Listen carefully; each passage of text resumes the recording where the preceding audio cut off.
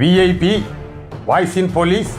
இது போலீஸ் பொதுமக்கள் நல்லுறவுக்கான குரல். மனைவியை குழந்தையை மறந்து பிரிந்தவனை வாழ்த்துவதாதடி, தங்கம் மன்னிக்க கூடாதடி.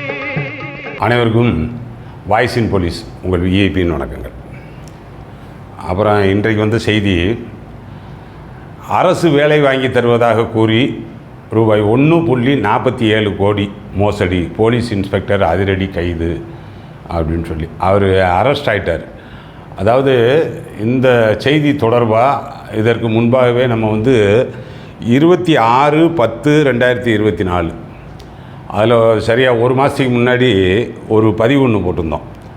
அது என்னென்னா, அந்த சாத்தான்குளம் இன்ஸ்பெக்டர் மீது 5 பிரிவுகளில் வழக்கு, பெண் சபலத்தால் வீழ்ந்த ஆய்வாளர் ஏசு ராஜசேகரன் மாட்டிக்கொண்டது எப்படி அப்படின்னு சொல்லி ஒரு பதிவு ஒன்று போட்டிருந்தோம். அந்த இதில் கூட நம்ம முக்கியமாக என்ன சொல்லியிருந்தோம்னா, அதில் அவர் 1,47,00,000 வேலை வாங்கி தருவதாக பலர்கிட்ட பணம் வாங்கினதாக ஒரு புகார் கன்னியாகுமரி எஸ்பிகிட்ட கொடுத்துருக்காங்க. அது கன்னியாகுமரி மாவட்ட டிசிபி அது குறித்து விசாரிக்கிறாங்க. ஆட்டோமேட்டிக்காக அந்த ப்ரிலிமினரி என்கொயரியிலேயே பிரிமா பேசி மேட் அவுட் ஆச்சுன்னா கரெக்டாக அரெஸ்ட்டு ரிமாண்டு அப்படின்ற மாதிரி தானே நடவடிக்கை வேணும். இன்ஸ்பெக்டர் அப்படின்றதுக்காக எந்த ஒரு சலுகையும் இதில் கொடுக்கக்கூடாது அப்படின்ற மாதிரி நம்ம பதிவில் போட்டிருந்தோம். திருநெல்வேலி ரேஞ்சு டிஐஜிக்கு நம்ம ரொம்ப வலியுறுத்தி கேட்டிருந்தோம். இப்போ நம்ம பதிவு போட்டதுனால தான் அப்படின்னு நான் சொல்ல வரல, இது நம்மளும் அந்த பதிவில் சொல்லியிருந்தோம், அவ்வளோதான். இப்போ நம்ம டிஐஜிக்குமே சொல்கிறது என்னென்னா, இப்போ வழக்கெல்லாம் பதிவு பண்ணியாச்சு. அதுக்கடுத்து இந்த வழக்கின் மீதான அடுத்த நடவடிக்கை, காவல்துறை ஆய்வாளர் அப்படின்றதுக்கான சலுகை இல்லாமல் இந்த வழக்கில் என்ன செய்யணும் அப்படின்றத பாருங்கள். அரெஸ்ட்னா அரெஸ்ட்டு, ரிமாண்ட்னா ரிமாண்டு அப்படின்றத பார்த்துக்குங்க. அப்போ அந்த 5 பிரிவுகளில் போட்டிருக்காங்க, என்கொயரி நடந்திருக்கு. இப்போ நேற்றைக்கே அரெஸ்ட் ஆகிட்டார், ரிமாண்ட் ஆகிட்டார். அது தகவல் தான். இப்போ இதில் பார்த்தீங்கன்னா, இவர் அந்த இன்ஸ்பெக்டர் ஏசு ராஜசேகரன், இவர் கன்னியாகுமரி மாவட்டம் கருங்கல் பகுதியை சேர்ந்தவர். அவருடைய நேட்டிவே அந்த பக்கம்தான். இவர் கடந்த 2022 அப்போ கன்னியாகுமரி மாவட்டம் குளச்சல் சப்டிவிஷன் புதுக்கடை காவல் நிலையத்தில் இன்ஸ்பெக்டராக பணியிருந்திருக்கிறார்.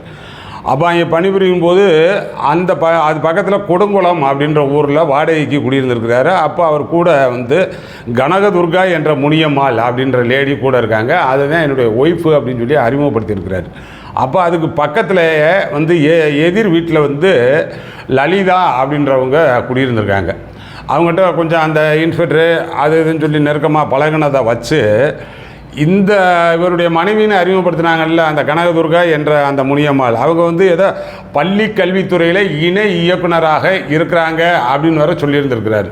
அதன் அடிப்படையில் அந்த பகுதியில் இருக்கக்கூடியவர்கள் பலருக்கு வேலை வாங்கி தருவதாக ஒரு 27 பேர்கிட்ட மொத்தம் 1,47,00,000 ரூபா கலெக்ட் பண்ணியிருக்கிறாரு. அப்புறம் மறுபடியும் அதுக்கு இந்த அம்மா லலிதா தான் முன்னிலையாக இருந்து கலெக்ட் பண்ணி கொடுத்துருக்காங்க. அப்புறம் வரலை, பணமும் வரலை, வேலையும் வரலை அப்படின்ற நிலையில் கன்னியாகுமரி மாவட்ட எஸ்பிகிட்ட அவங்க புகார் கொடுத்து அது விசாரணையில் இருந்த காலகட்டத்தில் அவர் தூத்துக்குடிக்கு மாறுதலாகி தூத்துக்குடி சாத்தான்குளம் காவல் நிலையத்தில் இருந்தார். சாத்தான்குளம் அப்படின்னும்போது சாத்தான்குளம் காவல் நிலையத்தில் ஆஸ் இன்ஸ்பெக்டராகவே பணிபுரிந்தவர்கள் இவர் 2வது பேர் இப்போ ஜெயிலுக்கு போகிறாரு. அதுவும் கொஞ்சம் பார்த்துக்குங்க. ஏன்னா சென்டிமெண்ட்டாக இதெல்லாம் பார்ப்பாங்க போலீஸில். அந்த காவல் நிலையத்துக்கான ஒரு அதுக்கு என்ன செய்ய முடியும்? காவல் நிலையத்தில் நீங்கள் அந்த காவல் நிலையத்தில் 2 இன்ஸ்பெக்டர் உள்ளே போயிட்டாரு அப்படின்னா நீங்கள் தான் கவனமாக இருக்கணும், கூடுதல் கவனமாக இருக்கணும். அதுக்காக போலீஸ் ஸ்டேஷனை பூட்டிகிட்டா போவாங்க, அது நடக்காது. அது தெரிஞ்சுக்குங்க. இப்போ இதில் என்னென்னா, அந்த கனகதுர்கா என்ற முனியம்மாள் அந்த கூட இருந்தாங்கல்ல மனைவின்னு சொன்னது, அது இவருடைய மனைவியே இல்லையா. ஆனால் இப்போ தான் தகவல் சொல்கிறாங்க. அதுவும் கூட இவங்களுக்கு தெரிஞ்சு என்ன ஒரு தைரியம் பாருங்கள். இது என்ன தைரியம்ன்றதா ஒரு முட்டாள்தனம்ன்றதா எப்படின்னு சொல்லி தெரியலை. ஆனால் அங்கே வேலை பார்க்கக்கூடிய வீட்டிலேயே கூப்பிட்டு போய் இன்னொரு பொம்பளையை இது என் பொண்டாட்டின்னு சொல்லி அங்கே குடி அமர்த்தி அந்தம்மா செய்யக்கூடிய மோசடிக்கு உடந்தையாக இருந்து இது எப்படி இருந்தாலும் என்ன தான் வேலை பார்த்தேன். இப்போ 28வது வருஷம் 97 பேட்ச்சு டைரக்ட் எஸ்ஐ பேட்ச்சு, இப்போ 28வது வருஷம் இப்போ ஜெயிலுக்கு போயிட்டேன். இன்னும் இது தொடர்பாக ஒரு வழக்கு ஒன்று பக்காவாக கன்ஃபார்ம் ஆகிரும். ஆனால் அந்த வழக்கு அவங்க கொடுத்தவங்க பூராமே சொல்லிடுவாங்க, கன்விஷனே ஆயிரும். இப்போ ஒட்டு மொத்தத்துக்கு நீ 28 வருஷம் வேலை பார்த்து உனக்கான எல்லா ஆல் பெனிஃபிட் போச்சு, எந்த பென்ஷன் போச்சு, எவ்ரி திங் காலியாக இருந்து பார்த்தீங்களா. இது எப்படி இதை அனுமதிக்க முடியும்? இந்த ஆளுக்கு என்னதான் புத்தி வேலை செஞ்சிச்சு?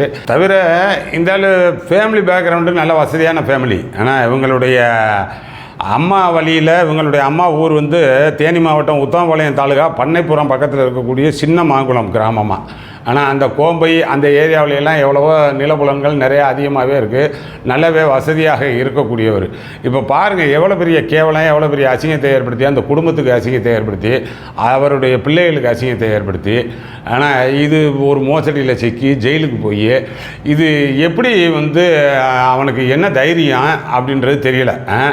இது எதுக்குன்னா, நீங்கள் வந்து இன்ஸ்பெக்டரு நம்ம இருக்கேன் சொன்னோம்னா கேட்டுக்கிடுவாங்க அப்படின்னு நினச்சாரா? ஆனால் அப்படி கேட்பாங்களா? பணத்தை இழந்துட்டு நீ வாட்டுக்கு சொல்லிக்கிட்டு இருக்க முடியுமா? அப்போது 1.5 கோடி ரூபா வரைக்கும் ஆட்டையை போட்டு வர்றவங்களுக்கு சொல்லிக்கிட்டு இருந்தால் விட்டுருவாங்களா? தவிர இப்போ இதன் அடிப்படையில் ஒரு 3B சார்ஜ் மெமோ கொடுப்பாங்க. ஆனால் 3Bயில் வந்து பக்காவாக வந்து அது கன்ஃபார்ம் ஆயிரும். ஆனால் 3Bயில் இது இவ்வளோ பெரிய மேஜர் அஃபென்ஸ்லாம் கன்ஃபார்ம் ஆச்சுன்னா டிஸ்மிஸ் ஃப்ரம் சர்வீஸ் தான், டிஸ்மிஸ் ரிமூவ்டு, அதுதான் இதில் செய்யக்கூடிய வேலை. அது கட்டாயம் நடக்கும். ஆனால் மொத்தத்துக்கு இப்போ இதிலிருந்து இவருடைய அந்த மானம் போச்சு, மரியாதை போச்சு, வேலை போச்சு, டோட்டல் பென்ஷன் போச்சு, சர்வீஸில் எல்லாமே நீ சம்பாரிச்ச இது எல்லாம் போச்சு. இது எதுக்கு தேவையானதா? ஆனால் 28 வருஷம் முடிஞ்சு இப்போ இவங்க பேச்சுக்கு தான் நீ அடுத்து இந்த டிஎஸ்பி வரப்போகுது. ஆனால் அதெல்லாம் போச்சு. இவர் அநேகமாக பேனலில் இருக்கலாம். ஏன்னா எங்கே போனாலுமே இந்த ஆள் மீதான அலிகேஷன் ஃப்ரம் எஸ்ஐ சர்வீஸில் இருந்தே வந்துக்கிட்டு இருக்கக்கூடியது. அதனால் இது கொஞ்சம் பார்த்துக்குங்க. ஜெயிலுக்கு போகிறது அதெல்லாம் வந்து ஜெயிலுக்கு போகிறது அப்படின்றது கிரிமினல் ஜெயிலுக்கு போனான்னு வைங்க, அவனுக்கு கூட ஒரு சில வரவேற்பெல்லாம் இருக்கும். இங்கே ஜெயிலில் வந்து வசதி வாய்ப்பாகவும் இருக்க முடியும். அவனுக்கு ஜெயில் வந்து ஒரு பிடித்தமான நல்ல இடம் தான். போலீஸ் அதிகாரி, போலீஸ் லெவலில் இருக்கக்கூடிய ஆள் ஜெயிலுக்கு போயிட்டீங்கன்னு வைங்க, மிக மிக கொடூரமான நரகம் அதுதான். ஏன்னா உங்களால் போலீஸால் பாதிக்கப்பட்டவர்கள் தான் இங்கே ஜெயிலில் இருக்காங்க. அப்புறம் அங்கே போகும்போது அது அவர்களுடைய ஏரியா. அதுக்குள்ளே நீங்கள் போய் வந்து ஒரு ரிமாண்டு தாங்கிறது அவ்வளோ பெரிய நரக வேதனையை அனுபவிக்கிற மாதிரி ஆயிரும். அதனால் அதெல்லாம் கொஞ்சம் தெரிஞ்சுக்கப்பா. முன்னாடி மாதிரி இப்போ கிடையாது. ஆனால் திரும்ப திரும்ப அதுதான் சொல்கிறேன். அந்த பழைய காலங்கள் மாதிரி இப்போ இல்லை. காலத்துக்கு தகுந்த மாதிரி தன்னை தகவமைத்து கொள்ளவில்லை என்றால் டோட்டலாக இது மாதிரி ஜெயிலுக்கு போயிடுவாங்க. இல்லைன்னா வந்து குடும்பம் கெட்டு போயிடும். இல்லைன்னா மொத்தத்துக்கு பொருளை இழந்துருவான். எல்லாமே நடக்கும். அதனால் அது சொல்லணும் போல் இருந்துச்சு. அடுத்தடுத்த நல்ல பதிவுகளில் பார்ப்போம். நம்மளுடைய சேனல் நம்ம சப்ஸ்கிரைப் பண்ணலைன்னா சப்ஸ்கிரைப் பண்ணுங்கள். அடுத்த பதிவுகளில் பார்ப்போம்.